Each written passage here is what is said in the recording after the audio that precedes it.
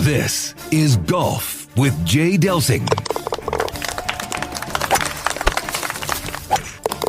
A two-time All-American at UCLA.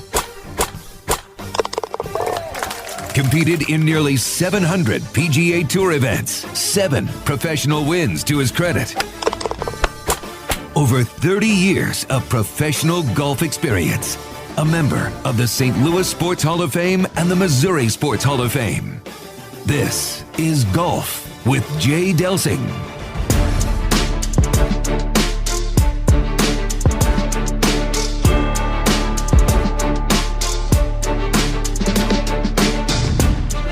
It's time to tee it up. News from the world of golf. We're on the range with Jay and Dan. Away we go with another edition of Golf with Jay Delsing. Heard every Sunday morning right here on 101 ESPN from 8 to 10. With Jay Delsing, I'm Dan McLaughlin. Great guests coming up. We have got from Orange Whip Golf, the creator of that, Jim Hackenberg. You see Orange Whip, we'll explain what it is, but on any driving range that you're at, prior to playing a tournament, prior to playing your Muni, you're going to see Orange Whip Golf represented. We're going to talk about that, and then a great guest coming up from CBS Sports, in my mind, really the voice of the PGA Tour, and that's Jim Nantz. So all that is coming forward in this edition of Golf with Jay Delsing. And as I always say, Jay, it's great to see you on a Sunday morning. Danny, good morning. Good morning. What's going on? I look forward to, we got a lot to talk about. Man, where are we going to start today? Well, I'm going to start with this. Chichi Rodriguez passed away. Yeah. So we did not talk about this last week. We ran out of time. But how well do you know Chichi and just his passing, what it means for the tour? Yeah, Danny, we talked about this a bunch off the air, and then I got Gavin, and we didn't have time last week. But Chichi was he had a really nice influence on me. When I first got on the PGA Tour, he invited me to come to a fundraising tournament he had down in Puerto Rico for junior golf. So I went down there, and as a young player, you're looking for somebody to, help make it not so awkward and not so uncomfortable. And Chichi was one of those guys. Andy North was another guy that treated me so well. But with Chichi, and I also would put Dave Stockton Sr. in this category, Danny. These guys I would stop and listen to them do clinics because I had no idea how to do a clinic. I didn't even know what that was supposed to look like. And so listening to those guys do their thing, Chi-Chi's clinics were great. They were funny. He was telling jokes. He was a ball hitting machine. And Dave Stockton commanded a room, Danny, like very few others, and so Chi-Chi was fantastic. He did so much for golf, especially down on the island. And he's really, really missed, and a real character. I was going to say, he was one of the true showmen of the game. No doubt, Danny. No doubt. He had the little sword fight because he really struggled with his putting. And whenever that putt went in the hole, it was that little sword fight. Like, I can't believe I got, so he wants to bury that thing. And then he kind of added the sword of a matador to it too, where he'd take his putter and put it in a sheath and wipe off the blood. And he was just a character. You could never one up Chi-Chi, and he always had a joke or two to tell you. He was really, really fun. I love the show WKRP in Cincinnati. Yeah. Did you grow up with that? Oh, yeah. Okay. Oh, yeah. Lonnie Anderson. It's tough not to pay attention to Lonnie. But anyway. I was paying attention this particular show with Les Nessman, who did the weather. But he got forced into doing sports. So he did weather and he did news. And then he says, Chai Rodriguez. Yeah, I remember that. That was unbelievable. We would say that, I don't know how many times when we'd be like, there's Chai Rodriguez. And I don't think Chi-Chi liked that too much. But that I do remember that. That was fantastic. I'm really interested. You talked about putting on a clinic. Yeah. And if somebody would hire you to put on a clinic. Yeah. Now, some of that is for kids. Yeah. Maybe some is for corporate outings. Yeah. How does that run? What happens? Well, first of all, I ask him, what the day is like. How much time do you need? Because I could do one for, now I know, what to do. I could do one for 15 minutes or I could do one for, an hour and a half. I'll tell you who else, Danny, did a great clinic was Raymond Floyd. When I was a kid, I remember watching Raymond, and he just had that way of commanding, his presence was there and people listened to what he was saying. And so when someone asked me, we talk about what the day's going to look like. It's almost kind of like what the run of show looks like. So how much time do you have, and what are we trying to accomplish? Is it kind of a value add for something else that's going on, or is it going to be the main, attraction? Because, when I play with my amateurs or stuff in a pro-am, I'm trying to help them with their game. I'm reading putts for them. I'm trying to help them, with their games to try to play better and have more fun. I also tell them, like, do you guys drink beer when you're playing? They're like, yeah, can we? I'm like, it's a morning tea time, man. Order it with your eggs. Let's go. We got to make sure you're nice and relaxed. And we just try to tell them a joke and try to get them to get it at ease. But Danny, we can do a clinic on the driving range where you can do more hitting. You could do a short game clinic where you could do pitching and chipping and or putting. It just all depends on what they want. So you can get as detailed or kind of high level view as you have time for.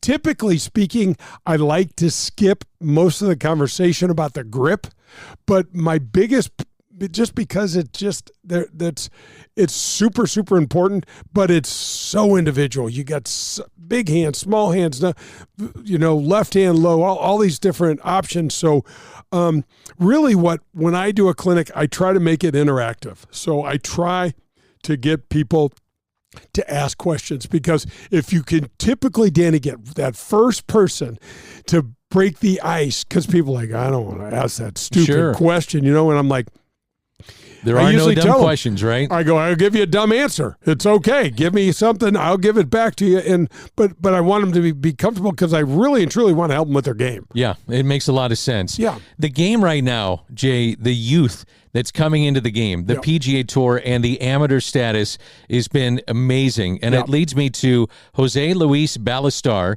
He plays at Arizona State, wins the U.S. Amateur. He's from Spain. Man, that's a big deal to win the U.S. Amateur. Big deal. Danny, first of all, folks, if you've never done this, you probably won't, but if you ever Google the trophy, it is a badass trophy. It is, I think it's over 100 years old, and it is just one of those things that if you won that thing, I think you get a replica of it. Obviously, you don't get the original, but you do get your name engraved on it, and you're going to be on there with some unbelievable champions, Tiger Woods, Jack Nicklaus, Bryson DeChambeau, guys like that. It's really incredible. The thing that I look at too, Danny, is what venue did he win on? He won up in Minneapolis at Hazeltine.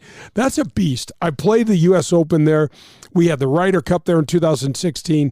Y.E. Yang, I think, took Tiger Woods down in the PGA Championship there, and so. It means a lot, because the venue says a lot about your game as well. And you look at the young man that he beat in the finals, Kent, that plays out at Iowa. Danny, these kids are so good, and they're, to your point, they're so ready to play on the PGA Tour. I mean, look what Nick Dunlap's doing. He's won 2 championships this year. He didn't get any credit for his first win because he won it as an amateur.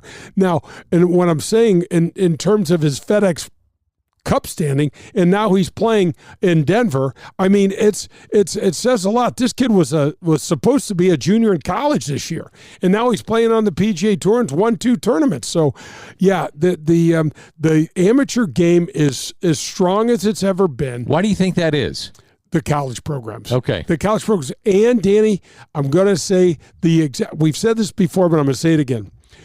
When the Dream Team won, number one, the best basketball team that's ever been assembled. MJ, Magic Johnson, David Robinson, Larry Bird, Barkley, John Stockton, all those. I mean, when they went over to Europe, and Danny, their winning margin was like 44 points or something like that Olympics. They obviously won the gold medal. But what that did is it planted seeds in various parts of Europe on how the game's going to be played, and basketball's cool. And look at what we see now in the NBA 30 years later. We see Doncic. We see all of these guys that are and Danny, they play such good fundamental basketball. That's what happened with the Ryder Cup. When back in the day, once we expanded the Ryder Cup, Danny, from it used to be just Great Britain and Ireland. Once we expanded it into Europe, the game of golf started to take root. And that's why you're seeing this kid like Ballister come out of Spain, and you're seeing Ludwig Aubert, who's a Swede, and they're going through PGA Tour University now, Danny, which is another great aspect of golf, growing the game, what the PGA Tour has done to make it transition a little better and easier from the college game onto the pro game. So those are the reasons. And there's also so much more instruction, so much more technique, so much more physical attention paid to your physical, your physique, your muscle and thing like that, Denny. And that's all Tiger Woods, man. It's all the Tiger Woods effect. All that, and Danny, it trickles back, it runs back. All the money that we're playing for on the PGA Tour now, it takes these better athletes now are like, oh man, I could try to play in the NFL, and my career expectancy there is an average of less than 3 years. Maybe I could play professional golf. They're starting to make big money now, and it's happening. We're getting, Danny, better players, better athletes that are coming into the game of golf. So Ballister, by winning the U.S. Amateur, will have an exemption into the Masters, U.S. Open, and British Open. Another, I think, really important note from this last week, Jordan Spieth, surgery on his left wrist. What would a left wrist do for a swing? When you have that kind of, surgery's a big deal, man, when you talk about a left wrist for a golfer. Huge deal, Danny. It can be a game changer. And this is not, listen, he's a young man. He's won 3 major championships. He's won, I don't know how many millions of dollars, $50 million, I think, already in his career. He's had a wonderful career. But first of all, I could say this because this happened to me twice in my career. Anytime you get an injury, it changes. It changes you. It changes your golf swing. It changes your confidence, and it is nothing you want to mess with. I had no idea. Back in the day, Danny, it was either I played or I didn't make any money. I had a very, very small disability policy, but it would have been enough to keep the things going. Now, Jordan will have a massive disability policy, but that's not what we're talking about. We need him in the game. He's one of the most interesting guys out there. Danny, when we were working for Fox, I bring this up all the time, which it probably gets to be annoying and no, I like this stuff. But when they would say to us, whoever has Spieth today, you almost have the day off, because we had the mics turned up. We were right up there close. We could hear everything that he and Michael Greller were talking about. And Danny, he just lays it all out there. He tells you exactly what he's thinking. He overanalyzes. You could see the angst in him. You could also see the indecision that he almost creates by talking about things so much. I remember one time, Danny, I was at Chambers Bay. I had Jordan in my group, and he had a shot, perfectly flat lie. I think it was like an 82-yard shot, right in the middle of the fairway. Fairly accessible pin, and he and Greller, he talked about that to Greller, and I was finally, my producer, Mark Loomis, hits me on my headset and says, what in the heck is he doing? And I'm like, Loomy, this is the easiest shot you could have in a major championship. I mean, it's perfect lie. There's no wind. It's an accessible pin, and it's your 60 degree, but that's just the way his mind works. And I think he does that to relax himself. But you could see when his confidence is low, Danny, it creates all other issues. With this wrist injury, who knows how much it's been affecting him, and we're only going to know once we get him through the other side and to see if he can come back.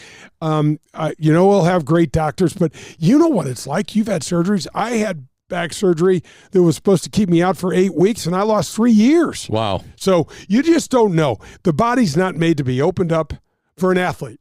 It's not made to be opened up and messed with.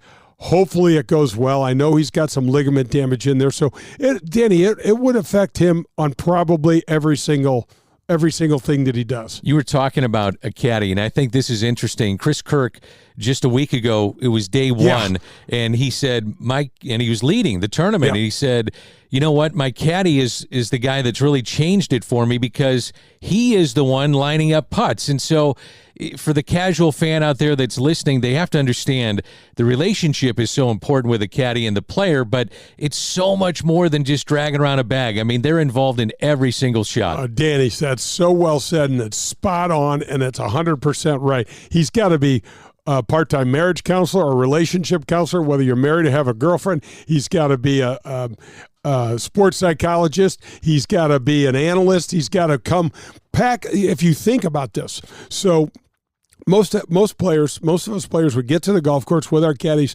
about an hour and a half ahead of time. Okay, so there's an hour and a half. You go out and play. That's a minimum of 5 hours. So right there's 6.5 hours. And then you have your work that you do afterwards. So that's at least, let's just say, another hour. So that's 7.5 hours of on-time work. Now, that's not talking about him going out, marking the golf course, double-checking his numbers, making sure all these things are right in the book, and doing all of his own due diligence. That's just tournament day. Now, on practice rounds, Danny, it's probably longer because you're going to spend more time on the driving range. You're going to spend a hell of a lot more time on the golf course, especially if it's a course like Castle Pines that they're wrapping up today in Denver, because only one guy in the field has ever played a tournament at Castle Pines, and that's Adam Scott. It's amazing. And I played Castle Pines probably 100 times. It's a really cool course. Impossible to walk, by the way, D. It is right on a mountain, and it has got so much up and downs, and it's incredible. But that caddy, he you know what, Danny? One of the most important things for a caddy to do is to know when not to say anything. Just shut up, right? You're right. You know, so, and the other thing is sometimes you got to wear some stuff that's probably a little unfair.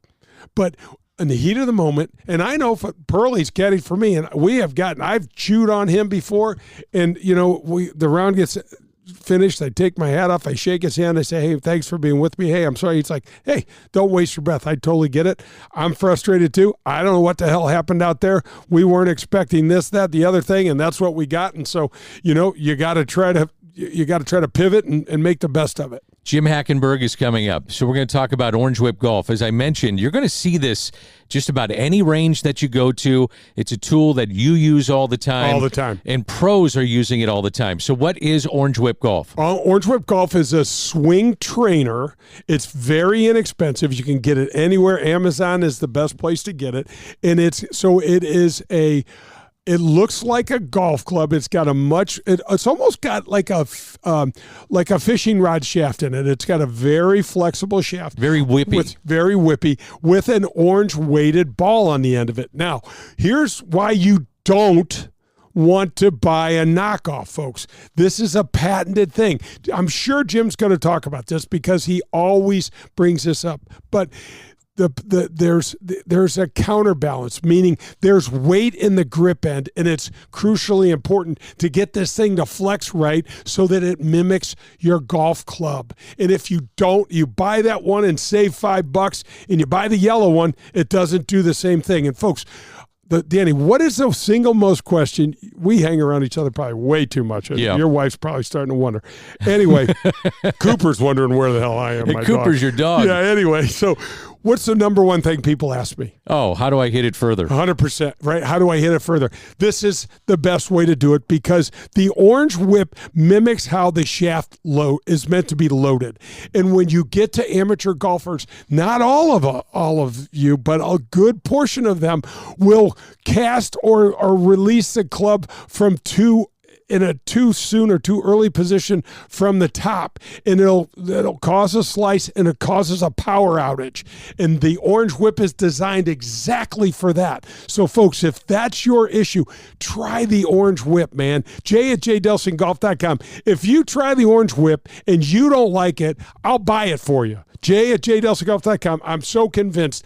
I have one. You have one. Your daughter Avery has one. My brother just bought 3 of these things. They're they're fantastic. But Danny, they've been around. They're not brand new. They've been around for probably at least 10 years, and they're fantastic. Especially as you get a little older, and if it's a little cooler, it's a great way to help you warm up. All right, we always talk about giving back in the game of golf, and I know that's where you wanted to lead with today's issue, if you will, of what we do. We tip our cap, and so let's do our tip of the cap. Danny, this is awesome because we are going to tip. The tip of the cap is brought to you by the Dean Team Volkswagen of Kirkwood, 314-966-0303. Colin Burnt, I'm in the process of getting, tree fell on Joe's car. I'm in the process of getting another car. You just got a car not too long ago. Anyway, Colin's a great guy. He will take care of you. And so call him today. We are tipping our cap to the charities out there. You've had a charity, a personal charity you started. You have your head on a swivel at all times looking for items, auction items, different things here and there that are going to be of interest so that you can make more money for your special needs event. You have raised over $5 million, and this is your 22nd year. It's a part of the community. It's a fun day, and you raise money. Man, the video you did last year, Danny, I could start bawling right now thinking about it. Yeah, it's SEF-STL.org. If you'd like to sign up, it's October 14th, SEF-STL.org. It all benefits the Special Education Foundation. We're building classrooms.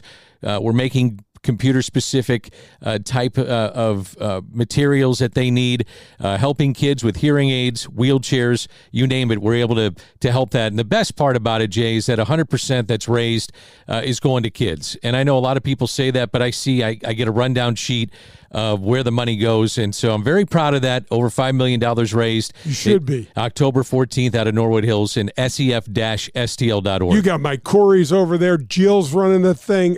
Patty is a rock star, just a great human being. I'm proud to be part of that, Danny. And we can't thank you enough, honorary chair. And it's a fun day at Norwood. The guys come in having a blast. There's a little smack talk. Everybody had a drink or two. Great food, by the way. You're getting fed. You get some nice gifts. It's a really great event. I've also got to tell you about another event.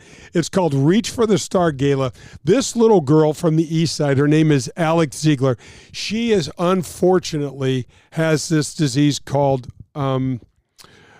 cystic fibrosis. Gosh, I had a senior moment there. Sorry. Cystic fibrosis.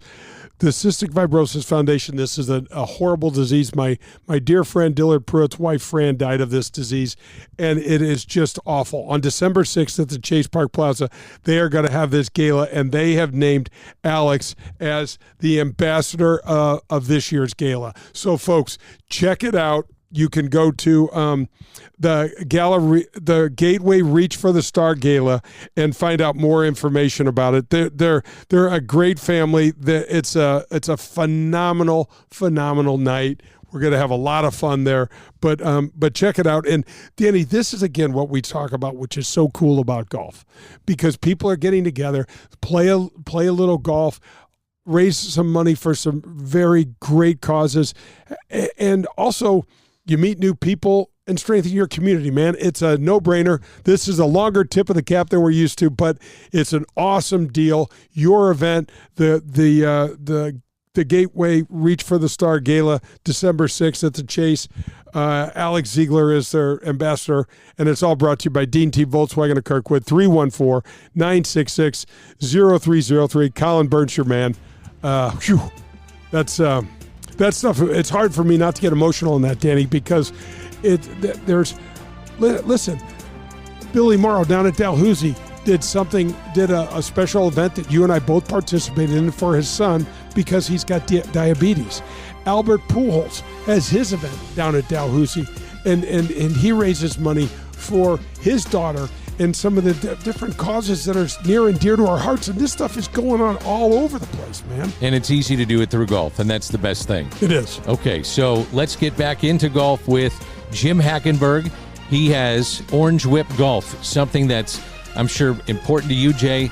I use it. As you mentioned, you use it. Guys on the PGA Tour are using it. So Jim Hackenberg is coming up, and this is Golf with Jay Delsing. That was On the Range. Up next, we'll head to the front nine. You're listening to Golf with Jay Delsing, presented by Doherty Business Solutions.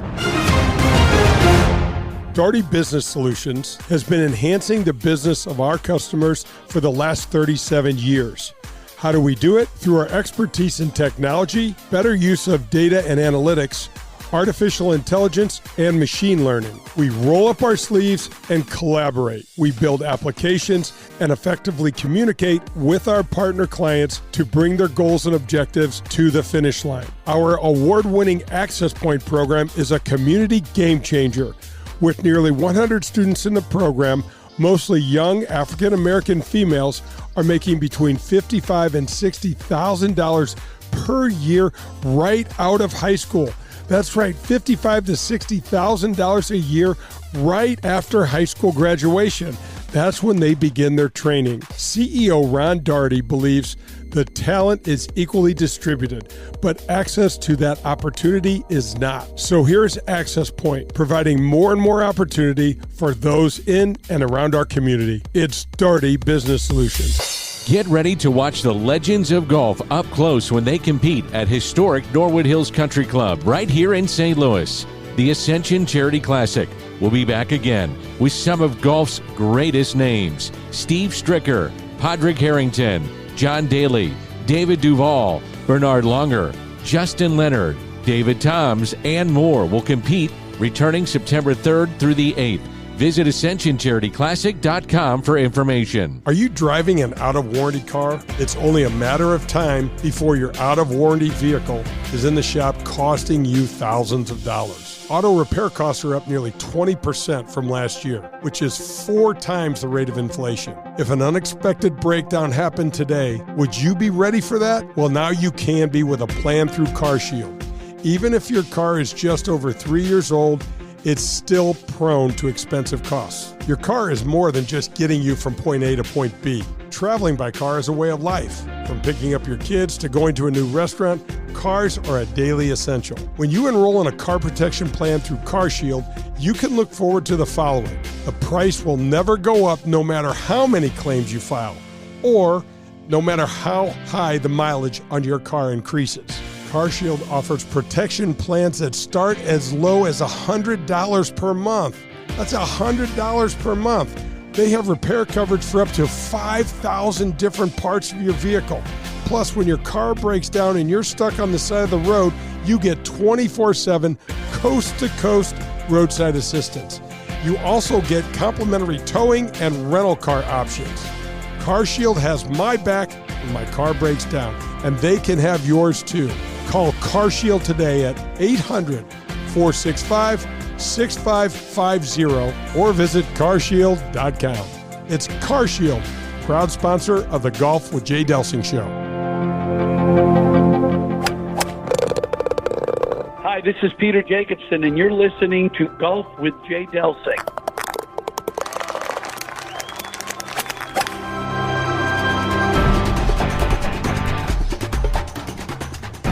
I'm delighted to welcome the Amateur Players Tour to the Golf with Jay Delsing show. The APT team has worked so hard to establish a national golf tour for amateurs. Folks, don't miss out on this opportunity. If you love golf and ever wondered what all the fuss about tournament golf is, then this tour is for you. We just released the 2024 schedule, and it is a beast. There's 21 events currently in the metropolitan St. Louis area, with many more to come. But check out these golf courses: Paynes Valley, Ozark National, Stonewolf, Ambrier, Persimmon Woods, Gateway National, and a 36-hole event on Norwood's West Course, and many more. Okay, so the courses are certainly cool and nice, but what's really neat is the way the events are run and how they are run. The APT team does a fantastic job of closely monitoring handicaps and ensuring a good and fair competition. There are 5 divisions, a year-long points competition, major championships, elevated events, and much, much more. Right now, there are over 6,000 members in 41 different local chapters across the country, and all that's happened in just over 5 years. Join now and don't miss out on the best tournament golf in the country, run for amateurs by amateurs themselves. Go to amateurplayerstour.com. That's amateurplayerstour.com.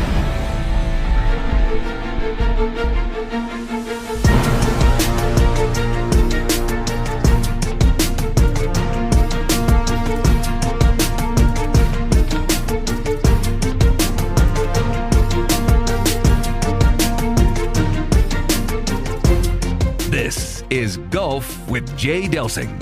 The Front Nine is presented by the Ascension Charity Classic. To find out more, visit ascensioncharityclassic.com. This is Golf with Jay Delsing. That's Jay Delsing. I'm Dan McLaughlin, and a chance to visit with Jim Hackenberg from Orange Whip. And Jim, always great to visit with you, and thanks for taking some time on the show. Oh, I love it. Appreciate the opportunity. Yeah, hey, so Jim, so you're the inventor, creator. First of all, you're a lover of the game, a grower of the game. We have so much in common, but orangewhipgolf.com is where you can find all of your products. But let's talk. So I've been pushing the Orange Whip. I love the Orange Whip. I have one in my bag. I see a lot of my buddies have this yellow one, and and they're like, "Hey, I heard you talk about the Orange Whip, so I got this." And I'm like, that's not the Orange Whip. It doesn't have the counterbalance in the handle. Can you tell us just a little bit so my friends don't think I'm just absolutely insane, but why that counterbalance is so important? Absolutely. So the counterbalance is what helps the golfer, any golfer, stay on plane. Because it's a heavy counterbalance on the end of the grip, it counterbalances the orange ball. So when you're swinging it back and forth, developing your rhythm, developing your path, you're also needing to be on plane, and the counterbalance lets you know if you're on plane. If you're off, if you're swinging in like let's say a figure eight motion, it's going to throw you off balance. So I got it patented, and I'm very proud of that because it allows people to really feel what they could in their golf swing. The yellow one you speak of is made in China. They cannot counterbalance it because of my patent, and it's just an inferior version of what I consider a very good idea with the Orange Whip. So I really am trying to get people to understand the importance of it. It also helps, the counterbalance helps to create lag and load. So when you unload all that energy through the golf ball area, it's going to create more power, and all the momentum will head toward your target. So very proud of the patented aspect of the all-American made Orange Whip trainer. And Jim, every time I'm on a golf range, I see somebody with an Orange Whip. So this is a good way to get loose too.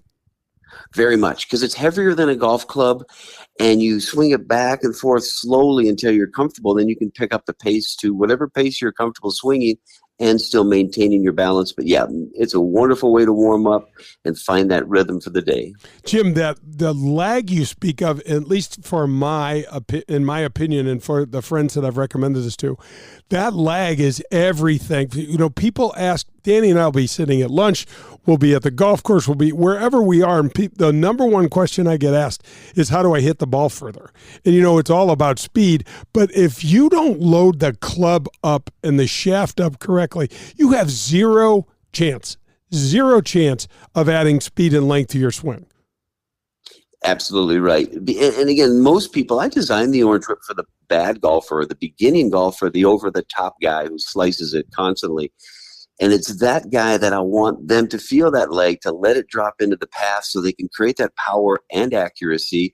But now they can feel it. Now they can feel it in a swing motion. But I'm most proud is that players like yourself, Jay, and a ton of tour players and the top teachers all love the Orange Whip. And I wasn't even necessarily designing it for the great player, but they're the ones who immediately understand it. So I'm glad it covers the whole spectrum of players out there. Jim Hackenberg is our guest from Orange Whip Golf. Jim, how did this all come about, the product that you're offering to so many golfers? So I was a wannabe tour player when I was young, and I was a very technical player, and I would very controlling golf swing. And I didn't make it as a tour player, so I went on to become a teacher. Well, as a teacher, I was, again, too technical, and I was creating more confusion than assistance to a lot of my students. Well, I had a great opportunity in 2003. A good friend of mine qualified for the PGA Tour. His name's Patrick Moore. He was the leading money winner on what was then called the Nationwide Tour, and we've been friends since kids. So I caddied for him, and he was a workaholic, so he's on the range all day, every day. And I got to watch all the best players in the world on the PGA Tour, and I started to realize that the golf swing wasn't nearly as complicated as I was making it. I started to see guys who could just make it look purely natural, rhythmic, balanced. So I developed a philosophy that if you could swing a golf club as if you were swinging a weighted ball on the end of a chain, you'd have to get your hands, arms, body, and footwork all to learn to work together to load up the energy before you unload it toward a target. And that's what led me to the idea for developing the Orange Whip. So I started making prototypes of this concept so my students could better understand this philosophy. And this was really just to help them learn the golf swing and develop this idea. Well, I had this very rudimentary prototype and I'd use it in my lessons. Well, people started saying, "Hey, Jimmy, can I buy this thing from you?" And I would look at it and I go, "You'd buy this?" And they go, "Oh, I love it. It immediately gets me to understand what you were talking about and I can apply it to my own game." So that's when I set forth to develop this and started making them in the garage, hand making them from Home Depot parts. And lo and behold, it continued to grow, and we've now sold around 800,000 units in the last 16 years. Wow, that's a big number. And, you know, Jim, if you go to orangewhipgolf.com, there's all sorts of different training things that you've kind of come you've created, and there's some things for power, but I'm looking right now at the Putt Master.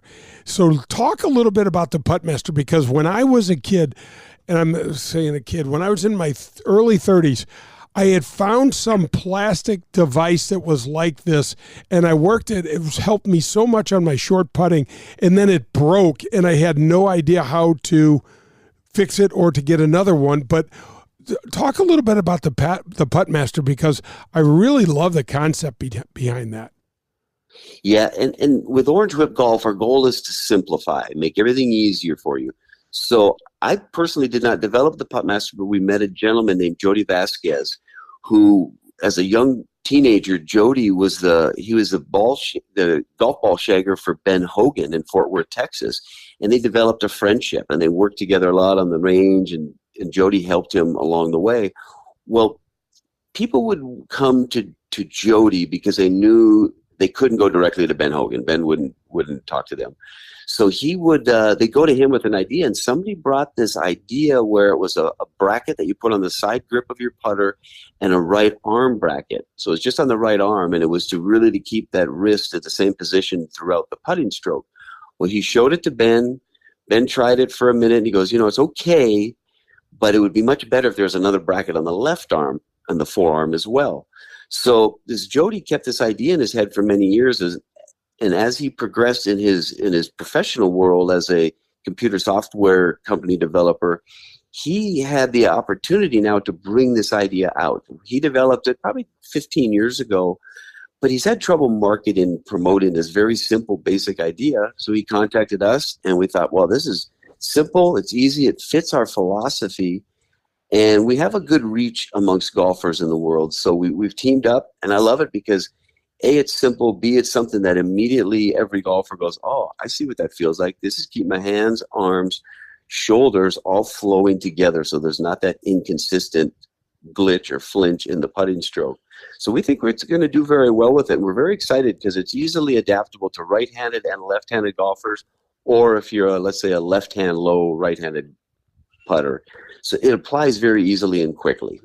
Jim, what I love about it is the adjustability. So, I'm a tall guy, you're a short guy, you've got big forearms, you've got, small arms, whatever the case may be. You guys have designed it so that these arm braces or brackets, I'm not sure what you want to call them, but the things that are touching your forearms, you can adjust them. So if someone likes to have their arms 6 inches apart, say, with the shaft in the middle, they can. If some people like to have them 2 inches apart, you can, or the left 3 and the right 4, it doesn't matter. All of this adjusts.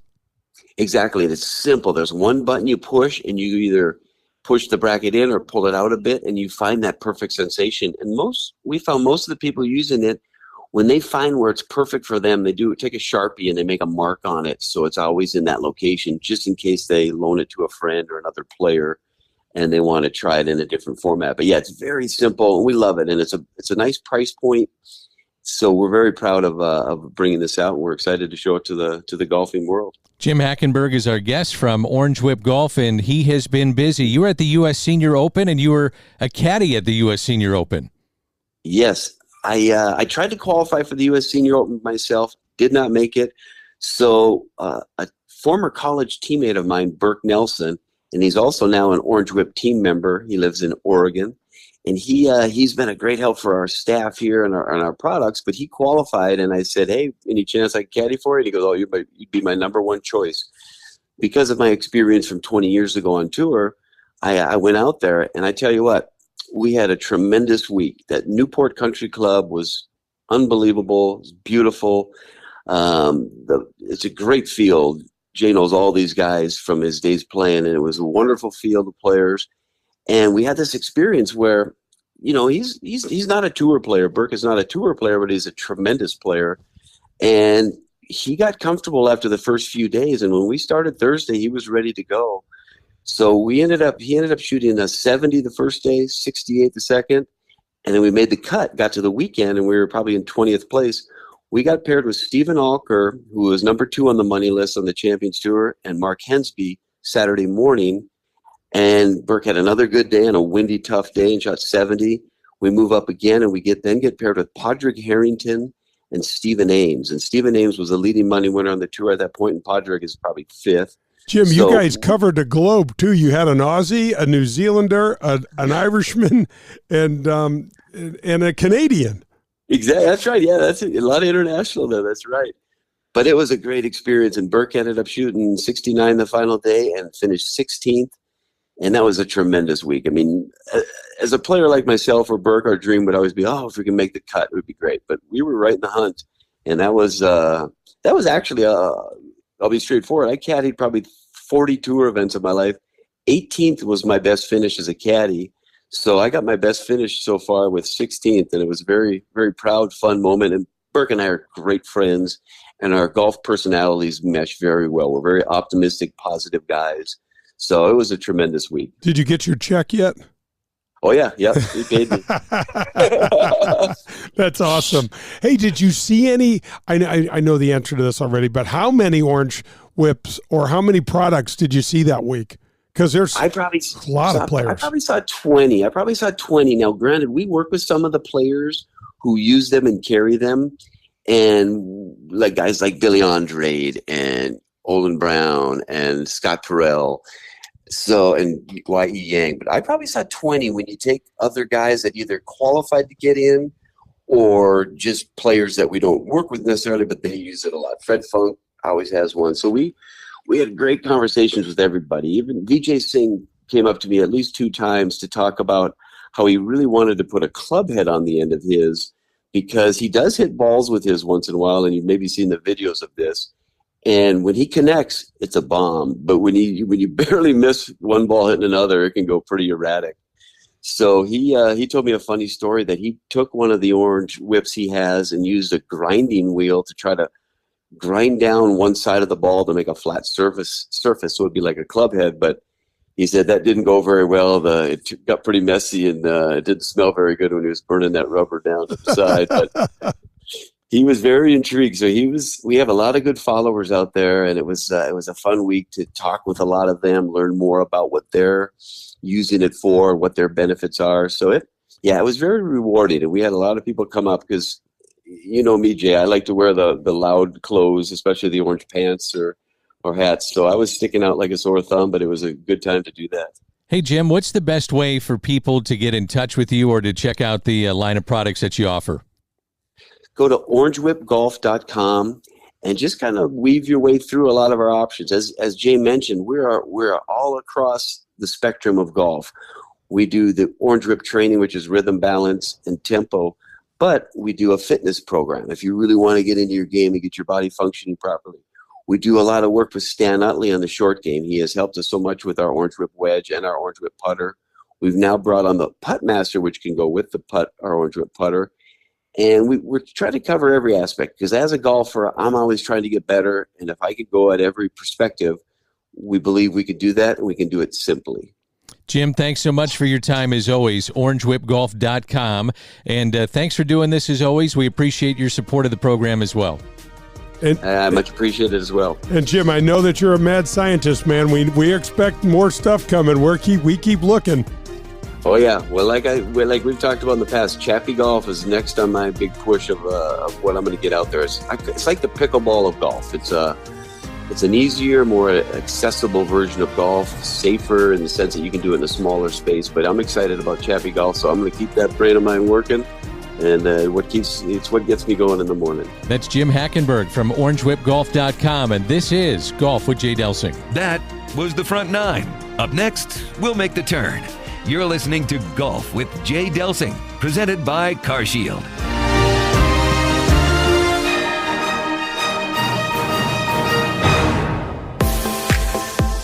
Are you tired of watching your golf scores go up every year? Despite new equipment and even a couple lessons, you still fight that slice or your inability to get that ball up and down out of the bunker? Well, get ready to experience better golf with Elevate Golf.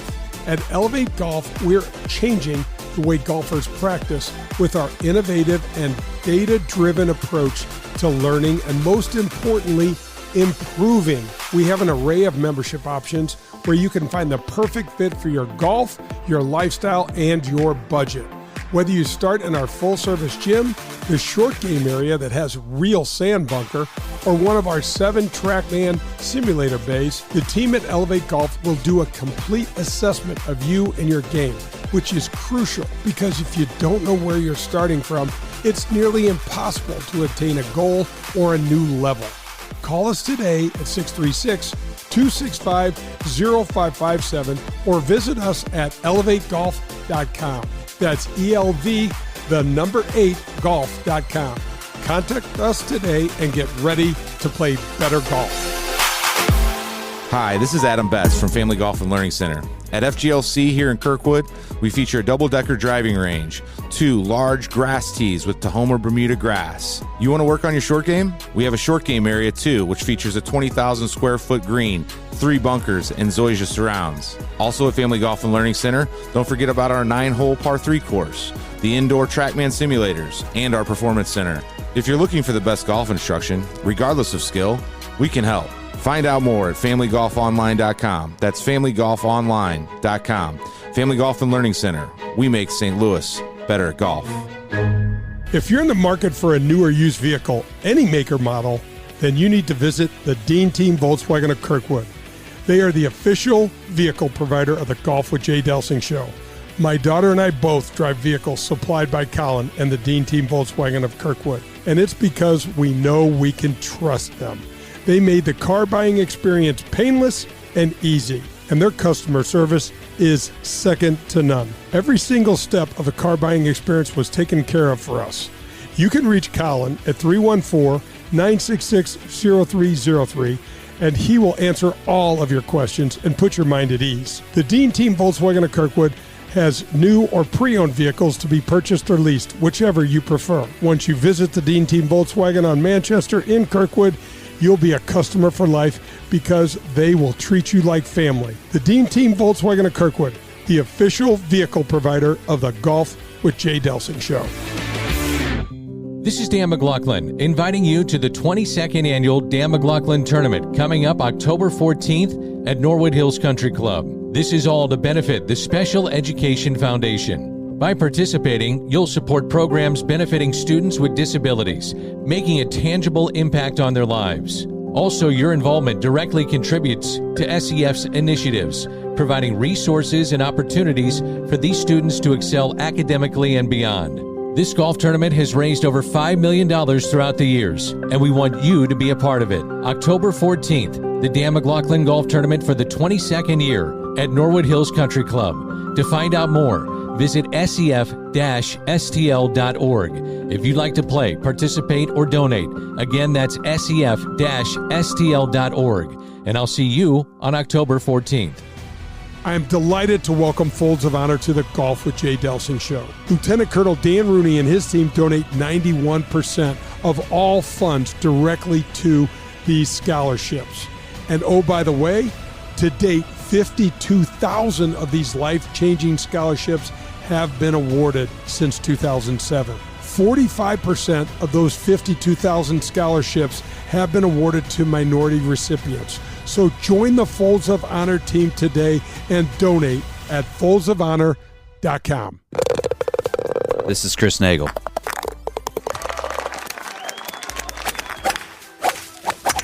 And you're listening to Golf with Jay Delsing.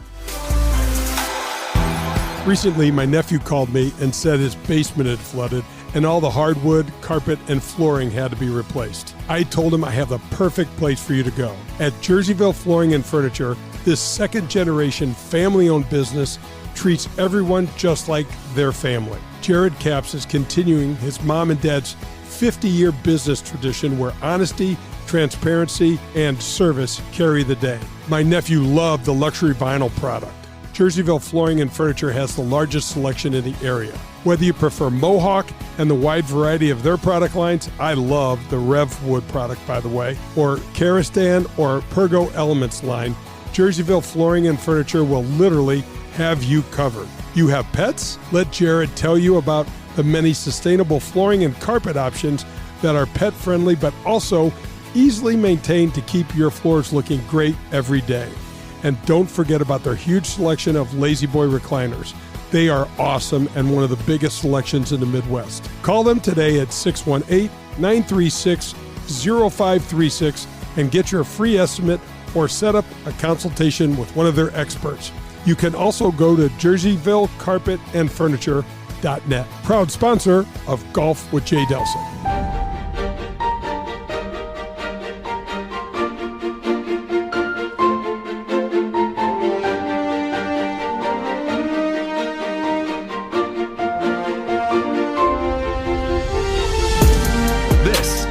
Making the Turn. Making the Turn is presented by Family Golf and Learning Center. For the kids and adults who love the game of golf, look no further than Family Golf and Learning Center. Now let's get back to Jay and Dan. Our thanks to Jim Hackenberg for joining us last segment from Orange Whip Golf. That's Jay Delsing. I'm Dan McLaughlin. As we continue with Golf with Jay Delsing, and again, the mailbag will be open later in the show. Jay at jdelsinggolf.com, and also we'll visit from CBS Sports, a visit with Jim Nantz. Can't wait to do that.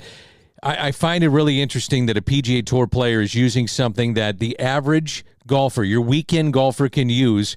And as Jim said, this is open for anybody. And I know you use it all the time. You use it as just a way to warm up. I do. Look at there. There's nothing in this for me. Try it. You got to try it. It's absolutely fantastic. I know there's very few.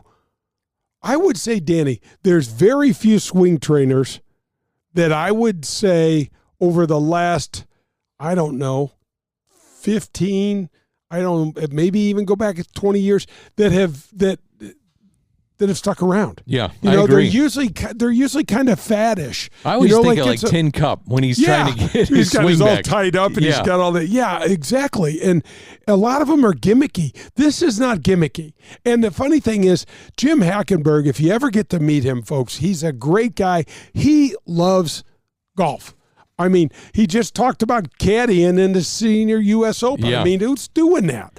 I mean, it's super cool, and he's got this kind of entrepreneurial, creative kind of mind, and he's thrown it into the game of golf, and he keeps coming up with a bunch of different stuff. But I can tell you for sure the Orange Whip is worth the money, and it'll help your game. So wrapping up today, it's the BMW Championship at Castle Pines Limited Field. Do you like this? Do you like the playoff format right now with the PGA Tour? I like the 50. I do. I'm trying to get my hands around the whole thing, Danny. I still kind of miss the PGA Championship in August. I know it doesn't make much sense for golf to go up against college or professional football from a dollars and cents and from an eyeball standpoint, but I still wouldn't mind seeing our year pushed back, and maybe do the PGA Championship at the beginning of August, and then maybe an event or two, and then the playoffs. I don't know. I'd have to look. I'm not in the weeds on the numbers in terms of viewership and things like that and what that means to our sponsors. And that's typically what it is. I think what's cool about having a playoff event, one of the things, first of all, that I love about the BMW and John Kaskowski and his team at the Western Golf Association, they've been running golf events, by the way, Danny, forever. They run the Western Amateur, the Western Junior. They used to run the Western Open in Chicago I played in it probably 20 years. And it was at Butler National, there's at Cog Hill, all these cool places. But John and his staff do a phenomenal job. What's cool about the BMW is it moves. And it's going to be in St. Louis in 2026. And it was where was it? Was it in Indy last year? Yeah, it was. And then and so it's Indy and then Denver, and then I think it's going to Baltimore at Caves Valley, and so it's super cool. And Danny, all of that money is raised in this event this week for the Evans Scholarship Program, and that, paying for kids, boys and girls in the caddy programs to go to college for free, man. It is a super, super cool event, and I love it. Castle Pines is a special place. I was going to ask you played there a bunch. Played there a bunch, Teddy. First of all, from an amenity standpoint, I don't know. Jack Nicklaus and some of the places, Muirfield Village, in Dublin, Ohio, and this place are at the top of my list in terms of cool clubhouses and everything taken care of you. Outstanding food, outstanding service, just unbelievable. What is the key then? If I'm watching today and I'm watching these guys go down the stretch, the key to playing this golf course, as you mentioned, you played it a bunch. What should I be watching out for? You got to get comfortable with that elevation, D. It is just a different animal. This is what it looks like. You stand out in the middle of the fairway, you say on a par 5, and you hit a good drive. So, Danny, this golf course, from just a sheer yardage standpoint, is 8,300 yards long. But then you factor in the fact that it's 1,000 feet higher than Denver. So it's over 6,000 feet in elevation. The ball soars. So we, in general, used 10%. I don't think it's quite 10, but in general for our number purposes. So D, this is what it would look like. For example, it was on the 14th hole. It's a par 5 down the hill, and it's 670 yards or something insane. And you're like, well, I can't reach this. So you hit your drive out there and you go, oh man, hit a good drive. I've got 290, this is back in the day, 292 yards, and it's a little downhill. You start doing the math, and the first thing you do is you take 10% off because of Denver or because of Colorado, and you go, all right, so my 290 is now 30 yards less. Now that's 260. You're like, oh, and then it plays downhill 10. Oh, 250. All of a sudden, Danny, with all the math, and then you go, and I got 10 yards of help with my wind, you go, it's not even a 3-wood. Right. But, Danny, you're sitting there and you're going to look at the players and they're writing all this stuff down. At the end of the day, our whole location sheet looks like a Pythagorean theorem or something. I mean, because none of us even know what that is. But you write all this stuff down and you're scratching it out. You're erasing it. And you're like, and the caddies this week, D, there's math. This is a lot of math. So what it is you've got to get comfortable with how far that ball goes. And with some of these players, especially someone like Rory McIlroy, who launches his driver. I read early in the week, I think it was on a Tuesday, he launched his driver over the net on the driving range. It's like a 340-yard carry. It's amazing. So amazing. So there's just this weird stuff, Danny. And then the wind actually affects the ball differently at altitude. It just does. And so you've got to try to figure that out. And the person that is hitting the ball the most solidly this week and has a good grip on those numbers is really going to have an advantage. I want to go back to last week. Hideki Matsuyama wins the FedEx St. Jude, and he does it, Jay, with a new putter. A new putter. What does that do for a guy that at that level obviously can putt, great ball striker, but he's changing a putter this late in the season? What's that do mentally and physically for what he's trying to accomplish? Well, it tells you a couple things. There's no love lost with the old one. That guy's out. He's out. You're out. I don't know where you are. Maybe You're he's not in getting playing time. Maybe he's in a closet. Maybe not. Maybe he suffered. Maybe he suffered a little more than that. I've been known to break a putter or two when it's on its way out. I've never seen you get so upset that about 2 weeks ago and you threw a putter and it was in the trees. Yeah, it came out. I was thinking, I hope that putter gets stuck up in the tree. Like, where's your putter? It's over in that tree on number 13. Never seen you do that. Oh, yeah. It needed it, though. Needed it. It's responded. It has responded. You're putting great lately. I know. Look at it. It's responded every once in a while. I'm just saying. I've been known to get a little nutty, and I remember one time. I see you scrape it on the cart path. Well, I don't know why you do that. I just wanted to know that you're the boss. There are exactly, and that there are other clubs that are looking to come in. You know, like, come on, man, you gotta keep going. It can't be my fault. It's gotta be your fault.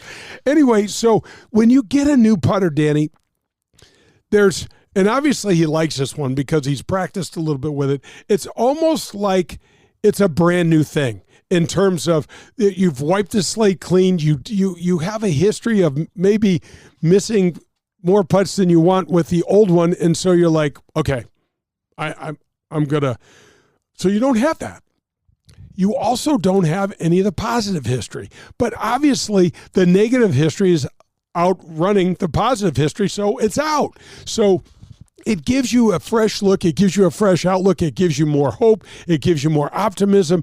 And it's probably a different look and feel. And that's what this is really all about. And for Hideki, Danny, when he putts, he wins. Yeah. It's just, he wins. You look at what he did at the Genesis in LA. He birdied almost the entire back nine, and wound up went from a very, very tight championship to walking away, strolling down the 18th at Riviera like, hey, man, this is no big deal. Because I think on a couple holes in a row, Danny, he had a couple of shots in there like 5 inches from the hole, and that's not easy to do at Riviera. So that new putter, Hideki went through a wild week where he and his caddy and his swing coach were robbed in the London airport. Right. And their passports were stolen. So Hideki's main caddy and his swing coach couldn't come to the U.S., so they had to fly back to Japan to get more documentation. So hopefully that's taken care of. But think about Hideki after going through with the first time with your this new caddy, you're like, oh, maybe I want to have him caddy for me. But that's not the case. He loves his main guy. He won the Masters. That is my favorite. One of my favorite scenes ever is seeing the caddy bow to the 18th that flag. That gesture was so golf, man. Wasn't it? It was so awesome. Golf. It was just fantastic. It was just super cool. So, yeah, man,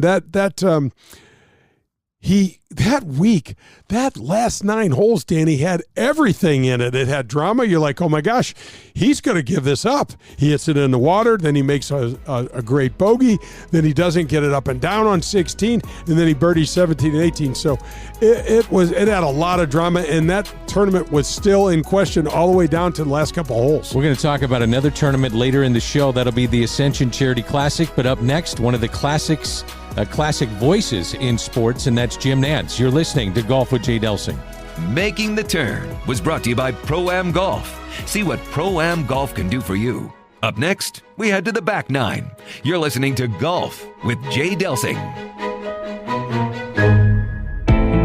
I am proud to welcome the Gateway section of the PGA back to my show. Whether you're pulling into your favorite driving range, public golf course, or country club, there is an excellent chance that the staff there is part of the over 300 men and women PGA professionals at over 100 facilities that make up our Gateway section. I grew up watching so many of these fine men and women getting to the golf course at dawn, leaving at dusk, spending their entire day running events, giving lessons, and growing this great game. PGA Reach, Drive, Chip, and Putt, PGA Hope, and the fantastic PGA Junior League are a few of the examples of the programs run by these same PGA professionals. Go to gatewaypga.org to learn more, or to find your next PGA professional for your next lesson, go to pga.com. The Gateway PGA, growing the game we love.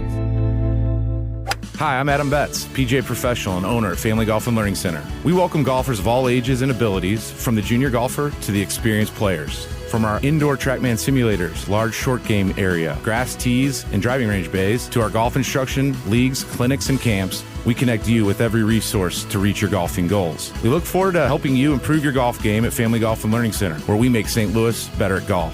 Visit us at familygolfonline.com. That's familygolfonline.com. So you've been hearing me talk about one of our community's greatest contributors and most philanthropically inclined companies.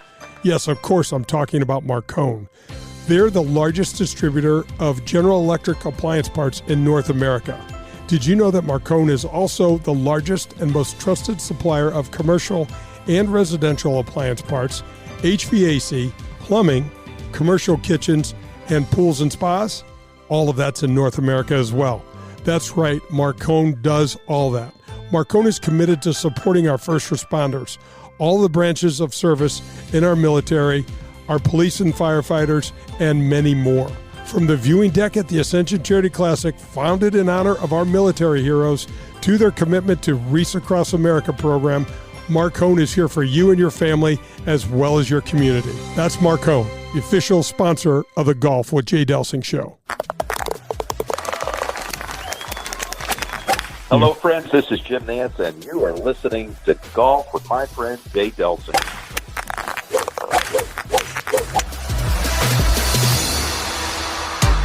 A professional golfer, as you watch on TV every Sunday afternoon, never ventures onto the course without his trusted caddy. This was true for me for my entire career. I want you to think of Powers Insurance as your insurance caddy that you never had. Just as my golf caddy helped me to assess risk on the golf course, Powers Insurance can do the same for you in your busy and complicated life. Tim Davis, COO at Powers Insurance, did exactly that for me and saved me over 50% on one of my coverages. A good insurance risk advisor can help you know when to take a chance or when it may be smarter to take a little more club. Give the folks at Powers Insurance a call and get a caddy for all of your insurance needs. Call them at 314-725-1414. That's 314-725-1414. That's Powers Insurance.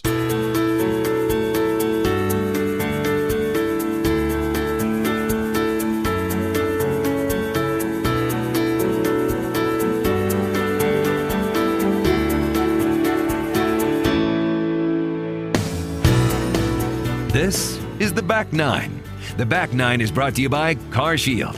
Now let's get back to Jay and Dan. Welcome back to Golf with Jay Delsing. That is Jay Delsing. I'm Dan McLaughlin. What a pleasure it is to welcome in Jim Nantz. And Jim, thanks for your time. I've got to ask this question. How did you put up with Delsing all those years on the PGA Tour? Well, I can put it this way. I miss him being out there on a regular basis. He was one of the really great guys for sure. Just had a smile for everybody, was first class in every town he visited. He made it better. He was just a great guy. Oh, well, keep going, Jim. We got an hour show to fill there. I can go 10, 15 minutes if you want, but it's all pretty much the same thing. Oh, thanks. Absolutely A++. Jim, I want to go back to the Masters for a moment. You said goodbye to Vern Lundquist, one of the legendary voices of the Masters, certainly of SEC football and so many different events. I thought your tribute to him was eloquent and so well-spoken, obviously coming from you. But what did Vern mean to you in your career in covering the Masters and just different sporting events across the years? Well, I got to know Vern, Danny, my first months at CBS back in 1985. And, of course, I was well aware of who Vern Lundquist was as a young kid growing up. And even back then, mesmerized by his voice. We got early in my career assigned to a football broadcast together, a football bowl game called the old Blue-Gray Classic. And it was in Montgomery, Alabama. It aired on Christmas Day in 1985. And I was a sideline reporter. He was the play-by-play voice. He just took me under his wing and never let go for almost 40 years. We're going to miss him big time. That knack he had for being at the right place at the right time and having the perfect thing to say at the right time. He's one of the legends of our business for sure. Jim, his ability to capture so much with so few words, that is especially coming from one of the wordiest people you've ever talked to on radio. That's me. I don't know how you do that. It's an art, that's for sure. And I think we all at CBS are direct descendants of Pat Summerall. He was the master of an economy of words to sum up a situation. And Vern certainly was like Pat in that way. And before Pat actually was a broadcaster of yesteryear named Ray Scott, who was very clipped and just treasured brevity. No extraneous words. Pat used to say he'd sit down and have breakfast with Ray Scott, and the waitress would come over, eggs, scrambled, bacon, crisp, toast, burnt, thank you. And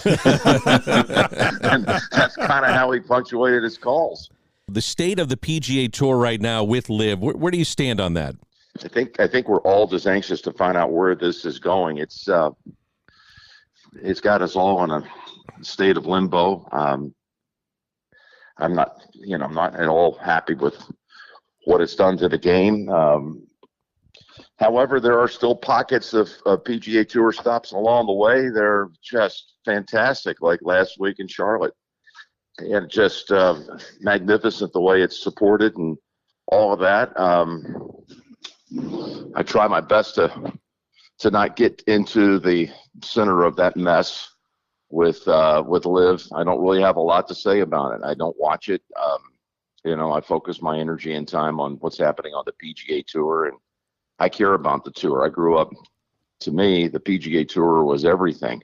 That was my goal as a young kid, was to be broadcasting events on the PGA Tour. And I'm so fortunate to be able to live that dream. I think there are a lot of players who the dream growing up wasn't about how much money you were going to make. It was about playing on the PGA Tour and trying to compare yourself with history.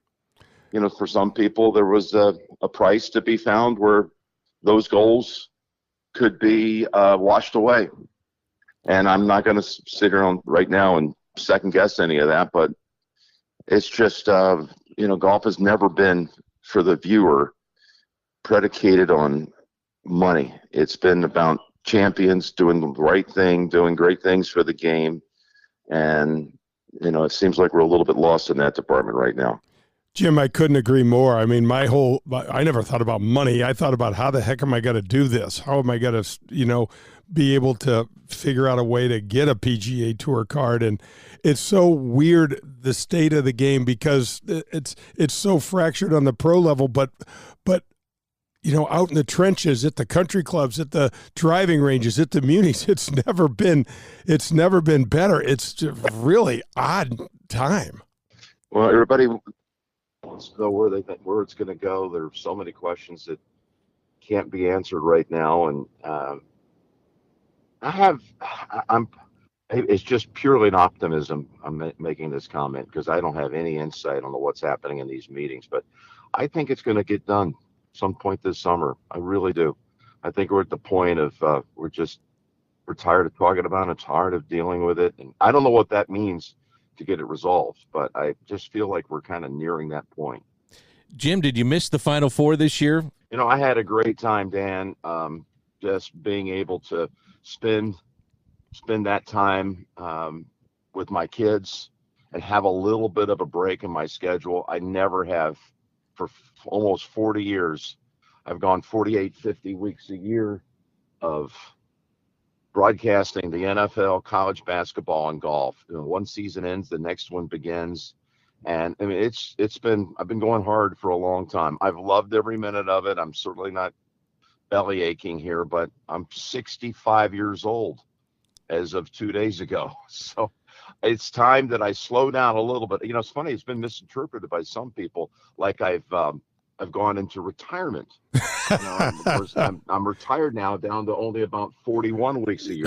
Yeah, that's a hell of a retirement. They need to revisit what that means, I think. I moved to Nashville about 3 years ago so that I can make it a little easier on me on the travel front, because I lived full-time at Pebble Beach for 11 years, and most every event we do is in the Eastern or Central time zone. and I just was crossing the country back and forth, traversing every week, and it just was wearing on me. I'm still, by the way, a homeowner in Pebble, never selling my home there. I'm going to spend the summers there. I'm just a few weeks away from returning out there for a couple of months. But I tell you, being in Nashville, the people are great, and I get more time with my kids. That was the driver. It's high time I make sure I get more and more of that. Jim, as we get close to wrapping up with you, I am curious, and I know so many fans are curious, what is left for you to do when you've done the Masters and you've done the Final Four and you've done the PGA Tour and the NFL and Super Bowls? What is there something there that's bucket list? You say, I want to go do minor league baseball. I want to go do a minor league game or something. Is there something out there that you'd like to do? Well, now that I've done this show today, no. I think this is it. That pretty much sums it up. I agree. Listen, I've loved being a guest on your show, and there really isn't anything out there that I'm longing for. I have a saying, I'm grateful for everything. I long for nothing. I long for nothing. I'm grateful for everything. For years, I would say I wanted to be able to call the Open Championship. And the BBC made that a reality back in 2009, 10, 11, up to 2015. I was a contributor to the Open Championship broadcast on the BBC. And once I kind of got that out of my system, it all became about longevity. I just really want to be able to do what I'm doing for a long time. Now, I also don't want to overstay my welcome, but I would like to be able to broadcast, take the Masters tournament. I would like to get to 2036. That will be the 100th playing of the Masters. That would be my 51st Masters, which gives me more than half of the first century. And I would like to be able to ring in the start of the next century of the Masters tournament. I guess that's the only goal I kind of have out there right now. And I'd like to call a couple more Super Bowls. I'm at 7 right now. That's 4th all time. If I could get to 10, that would be a great number. And listen, all of it. If I never did another one, I'm very grateful for the gifts that God has given me. So I'm very, very thankful. Jim, it's just incredible when you look back. I mean, it's flabbergasting. I don't know what the word is to use, but your Masters involvements, this Super Bowl, the Final Fours. Is there anything that stands out above the rest? I know that's probably like, which kid do you like better? I mean, we can't do that, but what you've seen is remarkable. I've been given a front row seat to watch Jack Nicklaus win his final green jacket, his final major. I've been given a seat to call 9 of Tiger's 15 majors. I got to, because we're the AFC network, I got to call over 100 Tom Brady games, including his last 2 Super Bowl wins. I got to call both of Peyton Manning's Super Bowl wins. I got to be around Bill Belichick. I got to be around Roy Williams and Mike Krzyzewski and those programs at Duke and North Carolina. It's been, when I stop and think about it, it's overwhelming. I had an event a few days ago with Coach Williams and Coach Krzyzewski, and I called all of their titles. They had 8 between the two of them, and it was just so special to sit back and realize that I got to watch these two legends of coaching at their best and achieve their goals. And I'm just it's overwhelming sometimes. The NCAA tournament went away after the 23 tournament, but I called 32 championships. The 32 Final Fours. When I took over for Brent Musburger, I got asked by a reporter at a press conference, do you think you'll ever be able to reach the record for most calls at a Final Four? And I said, who has the record? They said Brent and Dick Enberg. And they both called 6 each. Well, when I stepped aside in 23, I was at 32. So, wow, gosh, I've been given some wonderful opportunity. I'm just grateful CBS has entrusted me, and I've tried my best to give them a good day's work. As we head down the stretch with Jim Nantz, Tiger Woods, do you think there's a chance to have one more moment of glory for him? What do you think? Well, I've learned a tough lesson, guys. That is, you never say never with Tiger. And I know Augusta was spotty because Saturday shot 82. But the way he got around the first 2 days, chipped and putted, and he drove the ball. The length is not an issue. It's just always going to be the one thing. Can he have 4 straight days of all systems go? Because the fear for me is that his body can't. It cannot recover to be able to do it that many days in a row. But I'm not going to say no with him. Yeah. I've seen too many things, including the 2019 Masters, as I called it then, the return to glory. Who knew that return was ever going to happen again? 48 years old, and we've seen in recent years, we saw Tom Watson at 59 almost win an Open. So you never know. Jim, a final question, being based here in St. Louis, what are your impressions of this being one of the premier golf towns, maybe, that you've had a chance to come through and just to see the record crowds that came out to Belle Reve a few years ago? Well, I was going to say exactly that. I'll never forget what that scene at Belle Reve was like.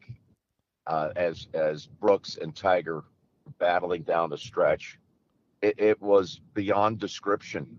This town has a great love affair with the game, and I just wish we were there more often. And I trust there will be more big events coming soon. But St. Louis has stated its case of what it will do if you bring it. They'll be there, and I've loved being able to broadcast several times from Belle Reve. I even missed the days of covering the Rams. I had a Final Four in St. Louis in 2005. Speaking of Roy Williams, that's where he won his first championship. So it's a great sports town, undeniable. And I've got some great memories there, and hopefully I've got a few more to be made. Jim, can't say thank you enough for doing this. We know you are so busy, obviously, with the PGA Championship, and it's really just been a pleasure to visit with you, and thanks for doing this. Well, I hope you guys enjoy the coverage this afternoon, and thank you, Dan. Jay has been a friend of mine I've known Jay almost as long as I've been broadcasting. I think it was 85, when we first met, Jim. Yeah. It was my rookie year on tour, and I think that's when you started. Wow. I was a rookie, just like you, bud. Just like you. Thanks so much for jumping on with us, I'm buddy. awfully proud of you, and your friendship is treasured. That was the Back Nine, presented by Elevate Golf. Get your golf game in shape with Elevate Golf.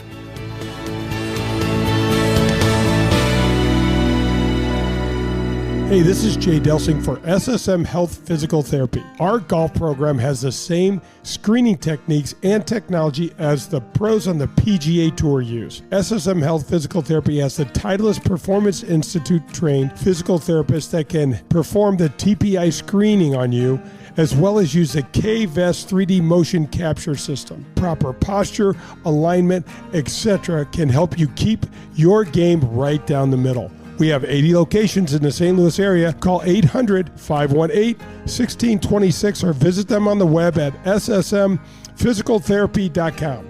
Your therapy, our passion. For the best in Italian cuisine in St. Louis, look no further than Paul Manno's, located in Chesterfield. It's traditional Italian cooking, and their best ingredient, it's their tradition. It's cooking like Paul's grandmother used to make, and like his mother still prepares today. There are no corners cut at Paul Manno's. From greeting you at the door to the pasta you'll share with your family, Paul Manno's is committed to bringing you their very best anytime you share a meal at their place. It's Paul Manno's, located in Chesterfield. Hey, Jay Delsing here, and I know I speak for all of we golfers. We're always looking to try to improve our game. For me, that means I go to one place, and that one place is Pro-Am Golf in Brentwood. Tom DeGrand opened his family business in 1975 with a goal of providing St. Louis with the finest in golf equipment, instruction, and technology. Whether you need a new rangefinder, your first set of clubs, or anything else you can think of, Pro-Am Golf has just what you're looking for.